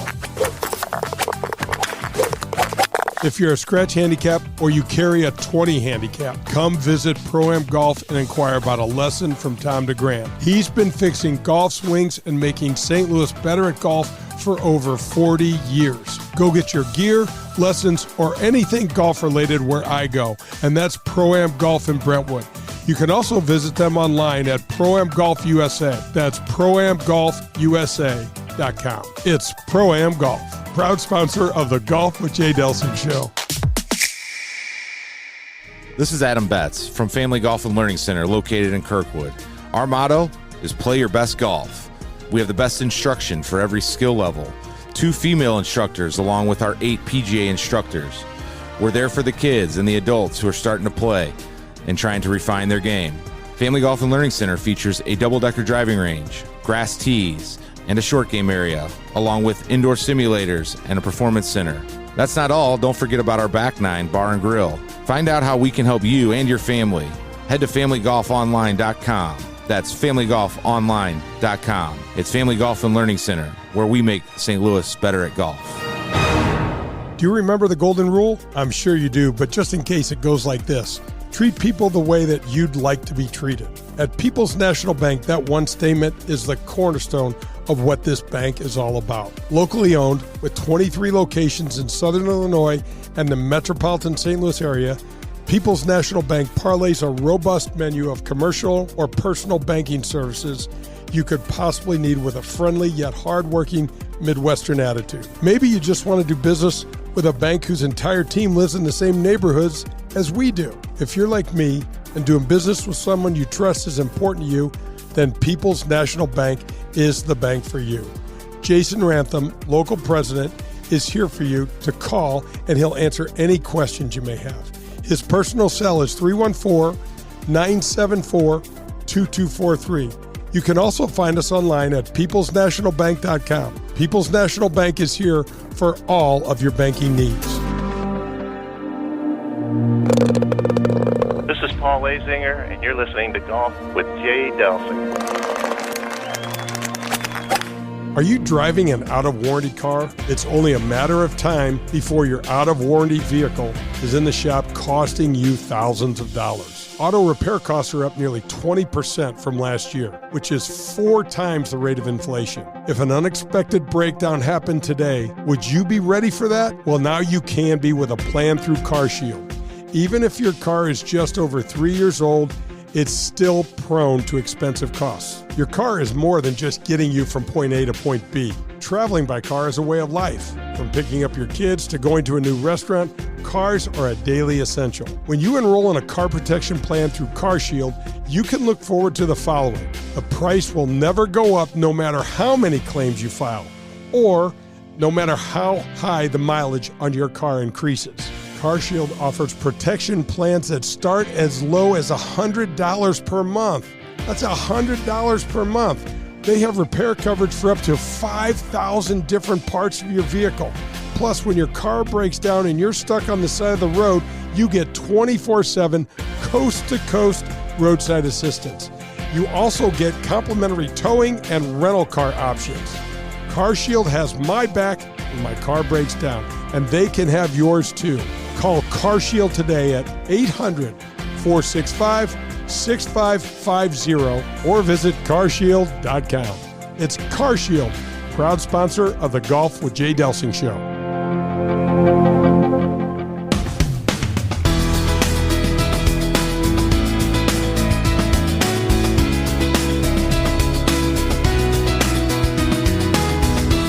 This is Golf with Jay Delsing, rated as the #1 golf show in the Midwest.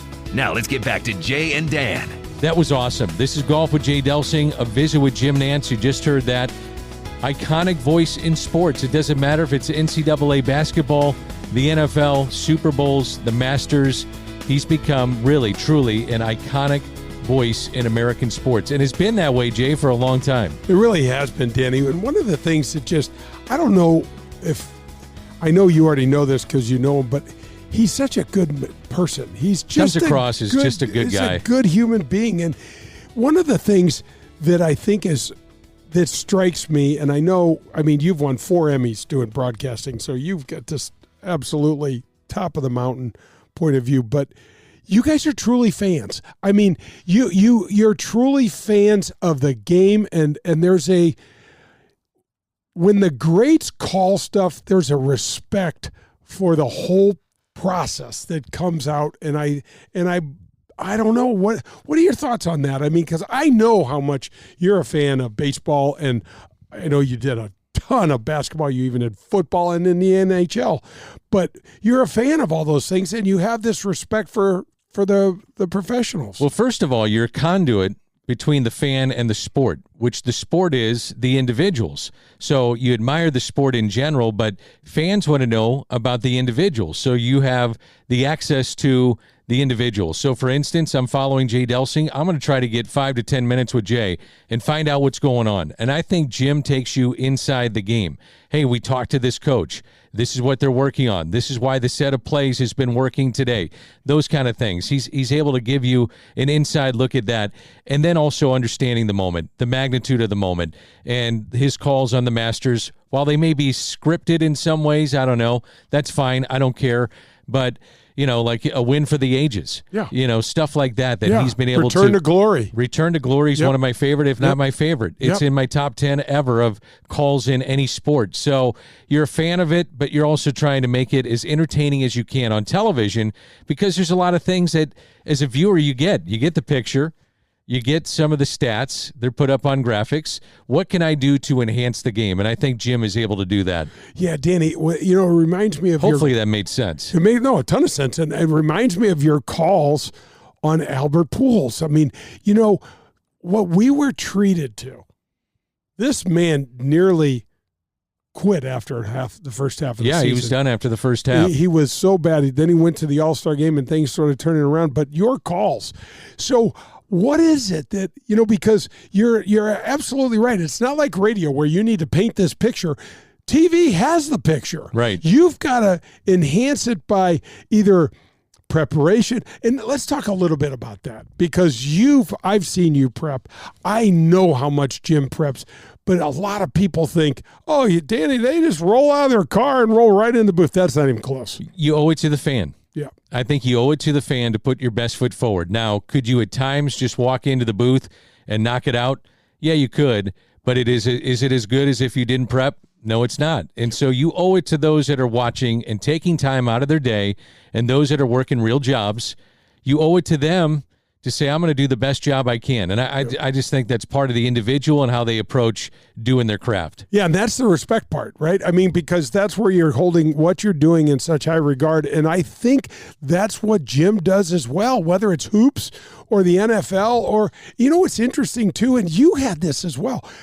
He's had so many partners. Hell, you had more partners in 1 year than he's had, and talk a little bit about that, because that chemistry is not a given. Well, to me, there's two things that my partner has to do.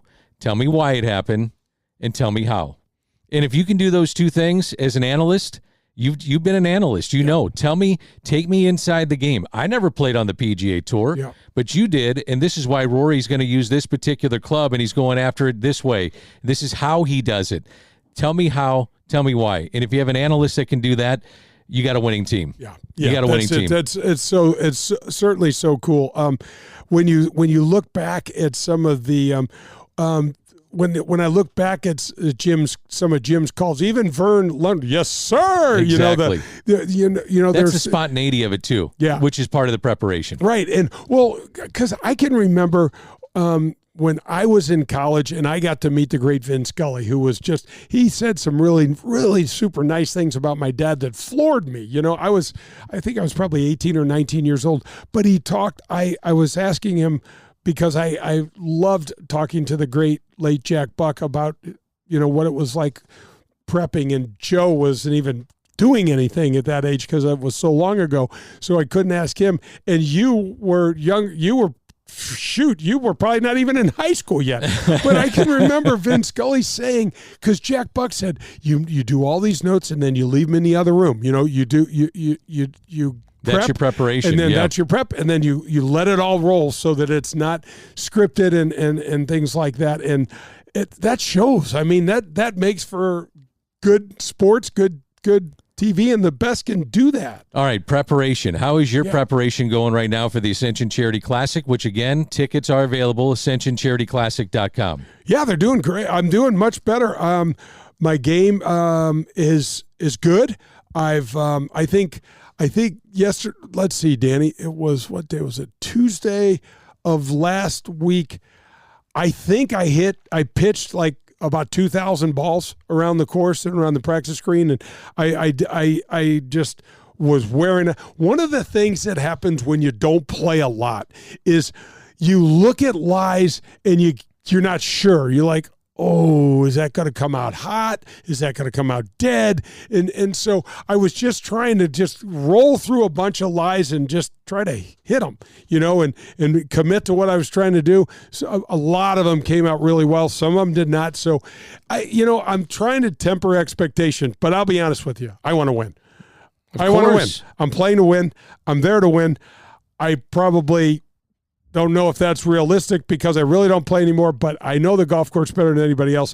I know it's possible, or else I wouldn't be playing. If I didn't think it's possible, I would not take up a spot. I think one of the coolest things you're going to do is have your daughter on the bag. Oh, my gosh. That's going to make me start bawling right now. Yep, Mackenzie, my oldest, is going to come in from Alabama. She's going to... She's like, Dad, this is probably going to be easier than working this job that she works and being a mom of her 2 kids. And I'm like, yep, I'll have everything. I can't wait to spend that time with her. It's just going to be fantastic. And the body is holding up right now too? Yeah, so far so good, man. Good. I scheduled my back surgery for I don't have the date yet, but I have to have this surgery done. But I think I'm hoping, what is this Sunday, Danny? Help, we're next month, a couple weeks away. Yeah, it's right here. Right. I'm trying to do the quick math, but I would rather not get another shot. But if something flares up, I will. Yeah. Just get me through. Just get me through so I can try to swing as much as I can without the pain and the stiffness and all that jazz. And speaking of shape, we had the chance to play Norwood this past week. Oh man, the golf course is in fantastic shape. So D, let's talk a little. It is Mike Knoll, Roger Knoll's nephew. He does just a fantastic job. I would put Mike Knoll and his staff at Norwood in the top 5 of any superintendent I've ever seen. That golf course, day in and day out, is in remarkable shape. And by the way, 2 golf courses. That's right. We got the championship. We got the championship one on the west, and then we got the harder, shorter one on the east. The east kills me. It's unbelievable. I can't hit it straight, so I'm all over the place. Same. I mean, the greens are small and tricky, and they're fast, and so they do a great job. But how cool is it seeing the golf course and all of the hospitality and all of the build out? It is fun, isn't it? It's great. It makes me feel like, hey, I'm kind of on tour here. Yeah, for sure. And going up to 17 and hitting that shot into that little amphitheater, it is fantastic. That's Jay. I'm Dan. It is fantastic. I love it. We can talk more about that after a brief timeout. We'll go into the mailbag, jay@jdelsinggolf.com. That's coming up next. You're listening to Golf with Jay Delsing. We're heading into the clubhouse, and it's time to go into the mailbag. Tips from a PGA Tour player are coming up. This is Golf with Jay Delsing.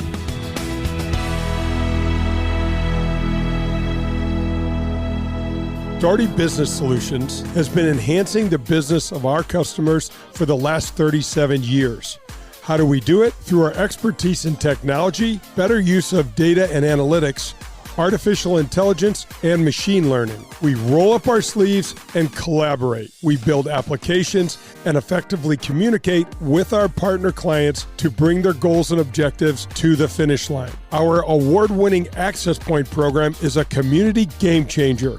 With nearly 100 students in the program, mostly young African-American females are making between $55,000 and $60,000 per year right out of high school. That's right, $55,000 to $60,000 a year right after high school graduation. That's when they begin their training. CEO Ron Daugherty believes the talent is equally distributed, but access to that opportunity is not. So here's Access Point, providing more and more opportunity for those in and around our community. It's Daugherty Business Solutions. This is Jim Hackenberg, founder of Orange Whip and Orange Whip Training. You're listening to Golf with Jay Delsing. Are you tired of watching your golf scores go up every year? Despite new equipment and even a couple lessons, you still fight that slice or your inability to get that ball up and down out of the bunker? Well, get ready to experience better golf with Elevate Golf. At Elevate Golf, we're changing the way golfers practice with our innovative and data-driven approach to learning and, most importantly, improving. We have an array of membership options where you can find the perfect fit for your golf, your lifestyle, and your budget. Whether you start in our full-service gym, the short game area that has real sand bunker, or one of our 7 TrackMan simulator bays, the team at Elevate Golf will do a complete assessment of you and your game, which is crucial because if you don't know where you're starting from, it's nearly impossible to attain a goal or a new level. Call us today at 636-265-0557 or visit us at elevategolf.com. That's ELV8golf.com. Contact us today and get ready to play better golf. Get ready to watch the legends of golf up close when they compete at historic Norwood Hills Country Club right here in St. Louis. The Ascension Charity Classic will be back again with some of golf's biggest names: Steve Stricker, Padraig Harrington, John Daly, David Duval, Bernard Langer, Ernie Els, and more will return September 3rd through the 8th at Norwood Hills. All tournament proceeds go to area charities serving North St. Louis County youth and families. Sponsorship opportunities, Pro-Am foursomes, and more information available for you at AscensionCharityClassic.com.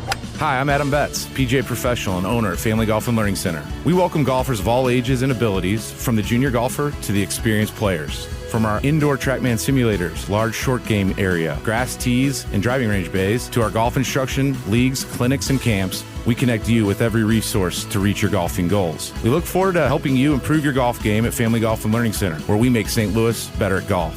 Visit us at FamilyGolfOnline.com. That's FamilyGolfOnline.com.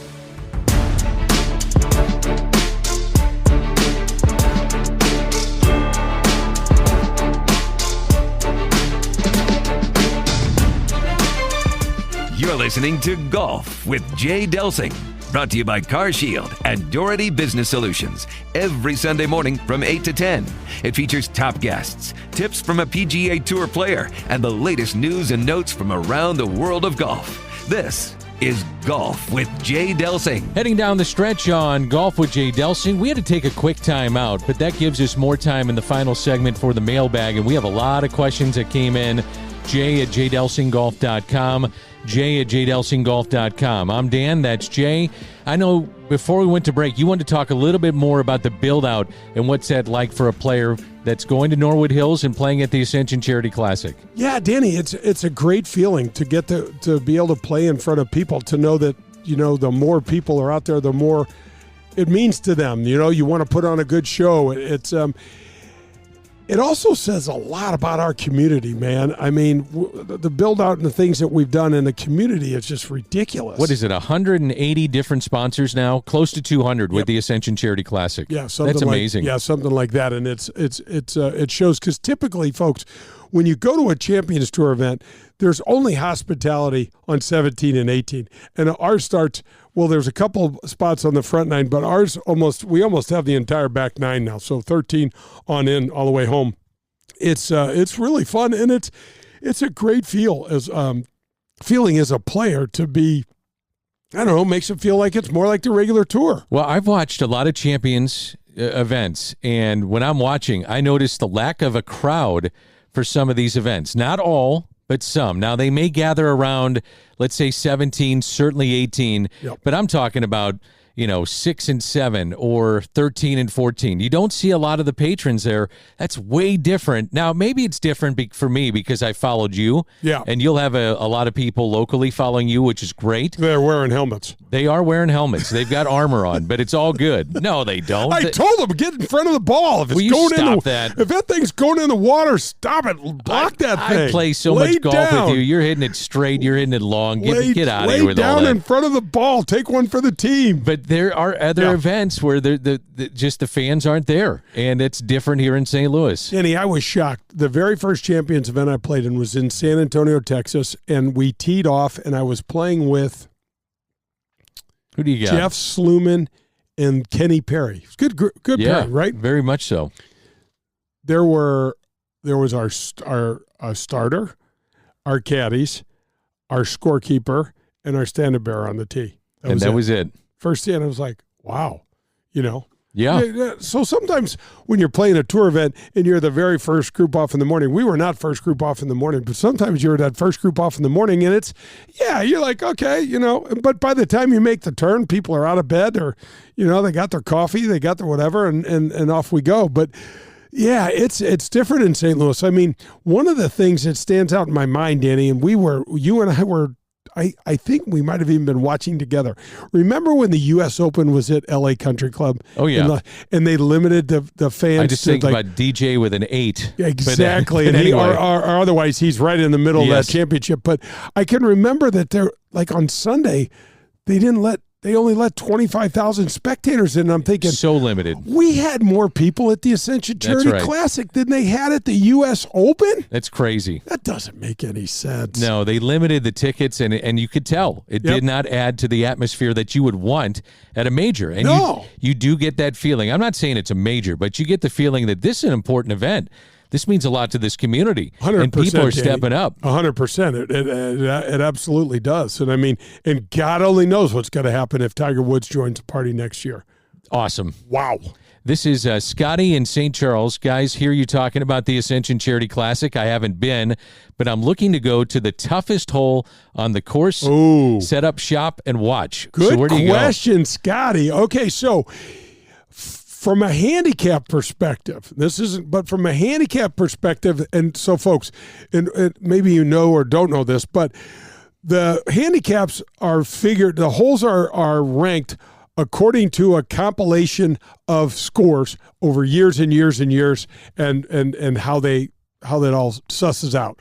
So the fifth hole it's on obviously on the front nine. It's got a creek on the right that also then meanders it back in front of the green and covers the entire left side of the green, and bunkers on the left is the number one handicap hole. But for the last 3 years, the hardest hole per playing over par is the 12th hole, and it's a par 3. It's a downhill 230-ish yard par 3, but it's got a very, very difficult green, a very slopey green, and it's just hard to figure out how far your ball's going to go off that tee because there's air up there, Danny. You can't feel it. It usually pulls your ball left somehow. So I would say that, but if you want to, you're never going to go wrong on 18 at Norwood West. First of all, there's great hospitality. So we've got the Marcone military viewing deck over there on the right. So, Scott, if you're a first responder or something like that, AscensionCharityClassic.com, you get free tickets for you and your family. Okay? But check out 18. 18 is it's a beast. It's a demanding hole. Danny, I like number 11. I feel like there's a lot of action there. It's a drivable par 4, but you'll see double bogeys.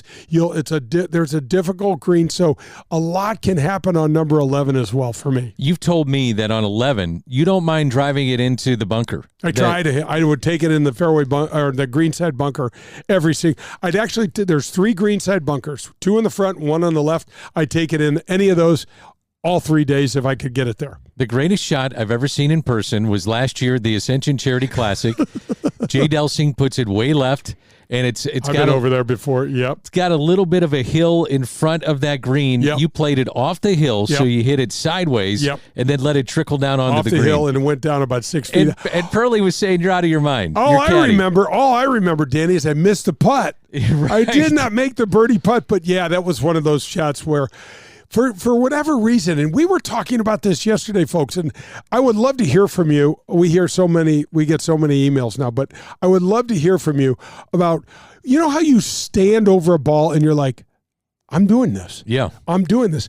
I had that feeling over that shot, Danny. I'm like, I know I got this. It was I know incredible. what I'm going to do. But you did that once earlier this week where you said, I said, man, you just striped that thing. You hit a hard draw down the right, and you're like, yeah, I don't know. I stood over and I just felt like I knew I was going to do that. I've stood over, I got to say, both sides of this coin. I've stood over putts before where I'm like, just hit it. It's going in. Just hit it. It's going in. I know it. And I've also stood over and going, oh my gosh, how am I going to get this in? And it might only be a 3-footer. How am I going to get, because my shoes don't feel comfortable. My palms are sweating. Something just doesn't feel. It's such a weird game, Danny. Folks, how many times have you stood over a ball and just had like something is so awkward with your stance, you're like, I can't hit this thing. Yeah. It is so weird, but that happens. And if that happens, folks, start over. Back up. Start over, do your routine over again, and maybe take a different club, try to hit a different shot. You were also telling me after I said that, man, I just knew I was going to hit this well. I said, how many times that happened to you? Oh, thousands. But you said also it can be a deterrent because you're so amped up, your adrenaline takes you the wrong way. You still have to go through you still have to go through your processes. You can't take shortcuts because, you get excited. You're like, I'm going to crush this drive. I'm just going to smash it. And so your tendency is to speed up. You got to slow down. You got to go through the processes and keep it right, because I can remember that happening a couple times. I'm like, dude, you've rushed it. Yeah. Just you're okay. Give it a minute. You're going to be fine. This is Grant in Town and Country. Guys, have been seeing a lot of people on a range. Looks like they're struggling, and they have a towel that they use in their armpit. So what's happening here, Jay? I've seen you do this occasionally too. Yep, that's interesting. So Grant from Town and Country. I know a Grant in Town and Country. What if it's our Grant? It could be. I know it could be. So what we're trying to do with this drill, and guys, check out YouTube and pull up Colin Morikawa, because he uses a glove, but he's got a lanyard that the glove is tied onto, so he doesn't have to keep bending down to pick this thing up. But the lanyard hangs off his neck, and the towel or glove. But it's so let's say you're a right-handed golfer, but it doesn't matter because we want it under your lead shoulder, your front shoulder, the shoulder closest to the target. So right-handed golfer, it's going to be your left shoulder. You tuck it in there and then you squeeze. And so, Danny, what we're trying to do is, if we in a golf swing, if we can marry up and sync up our arms into our body, we got it. The hardest part is that your body sits, on the side of the ball, and then your arms run up the side of your body, and the ball's looking down there at the ground. So we've got to get this thing together so that when we move, it's in sync. And what we want to do is we pinch that left armpit and pec with your left bicep, and we keep that towel or that glove in there on our backswing. And then when we come through and make contact, we let it go. We let it fall out, so your arms will get a little bit higher. What's interesting is what this does, D, is it lowers your arms a little bit on your backswing, but it syncs them up with your body, and then it lowers them also on your downswing. But it can lower them too much if you keep your arm. You keep that device under your armpit, so we got to let it go. But this is a great drill for syncing up your arms in your body, where sometimes you're like, dang, man, I'm not using them together. It's either too much arms and not enough body, or too much body and not enough arms. And what that means is, if your ball's going left, it's typically because there's not enough body and too much arms. And if it's going right, which is typically what happens for most of us golfers, it's too much body and not enough arms. So this is Suzanne saying, Jay, I cannot get up and down, flubbing all my chips, drills with chipping. Heard you talking about it earlier, that you were going around Norwood with 2,000 different balls and striking a little bit and chipping. So drills for chipping, what do you got? Okay, so chipping, just so we're clear, is used just probably 1 or 2 steps off the edge of the green. And Suzanne, we're going to use basically a putting stroke with whatever club, as long as we're not in too high a rough. Okay, so that's your chipping. But I'm thinking you're talking about putting. If you're not, pitching. But if you're not, here's what you need to do. check your ball position, Suzanne. Typically speaking, that ball's going to be either too far forward or too far back. We want to put it right in the middle of our stance, and we want to have our hands, this is really important, we want to have our hand position right on the front edge of that ball, not way, way forward like they tell you on the Golf Channel. That'll get you all screwed up. You'll hit them fat and thin. You might be doing that. So we got to check your setup, Suzanne. We got to get the ball position in the middle of your stance. We got to get your hand position on the front edge of the ball. And then, Suzanne, relax. We got to loosen up your wrist. We got to loosen up your hands. We got to loosen up your grip pressure. If squeezing it as tight as you can is a 10, we got to be a 3 or a 4. We don't want that club flying out of your hands, Suzanne, but we want those wrists soft and supple, flexible. Let the club hinge up. Let the club fall. It's going to go a little bit down as it hits the ball. You turn with your hips through the ball. Keep that club face pointed towards the sky and rotate slightly through. Man, that is how you'd hit your chips and your pitches. We get a lot of questions about improving aim. A lot of amateurs, as you well know, I have issues with this. Yeah. How do you improve your aim? Well, you got to work on it. You got to work on it, and what you need to do is either buy an aiming rod or an aiming device. In my opinion, you don't really need to do that. Save your money. Just put one of the clubs you're not using down on your feet line and one on the ball line. And so the feet line is your body line. We want your body aimed parallel. This is for right-handed golfers. Most of us are right-handed. We want it aimed parallel left of your target. And then we want the club face, folks, this is important, on that second club that you have out there. We want your club face pointed where you want the ball to start, not where you want it to finish, where you want the ball to start. So let's say we like to hit a little draw. Danny, we want that club face pointed 2 steps right of the target. Our body is parallel to that. We swing out there for that little draw, and the ball starts out to the right and falls a little bit to the left. The exact opposite happens for a fade. We're a tiny bit open. Our club face is pointed just marginally left of that target. We swing on that line. The ball goes up and falls a little to the right. Interesting question here. Is there a time that you ever choke down on your driver? Wow. I would probably Have you ever heard that say, much? Well, in our generation, we used to do that a lot, Danny. We used to even hit a lot of drivers off the deck and things like that back in the day. I still do hit the driver off the deck. Will I choke up on my driver? I have seen Justin Thomas work on this with his father, Mike, and we were at Shinnecock at the U.S. Open in 2000. I think that was 2018. But you don't see it typically. You do not see it in today's game, Danny. That ball is usually launched way up in the air, and trying to get the maximum amount of benefit of distance benefit from that club. Now, if you're thinking about that, go to your 3-wood. Most of the clubs are designed, especially the driver. I'll just say this. We get ourselves in trouble when we try to do too much with the driver. The big-headed drivers, these 460cc headed drivers, need to be swept up on. Choking up on it makes me almost feel like they're going to be hitting down on it, Danny, and it just won't perform. It just, not for you, not for Tiger Woods, not for Rory McIlroy. It just won't perform. So I would say let's stay away from that. Okay, final question. Jay, help me improve my tempo. Is there something you can explain to me over the radio that can help me improve my tempo? Absolutely simple. Sam Snead used to say, Danny, I have a symphony in my head when I swing, and there's a rhythm to that music, and I swing according to that rhythm. Okay? So you clearly aren't going to have acid rock in your head. Right? We're talking about something that's got a little melody to it, and it's melodious. And it's melodious. Right? Melodious. Yeah, I love it. And so it's got some sort of sense. Now, here's another thing you can do. Right on your phone, get out a metronome.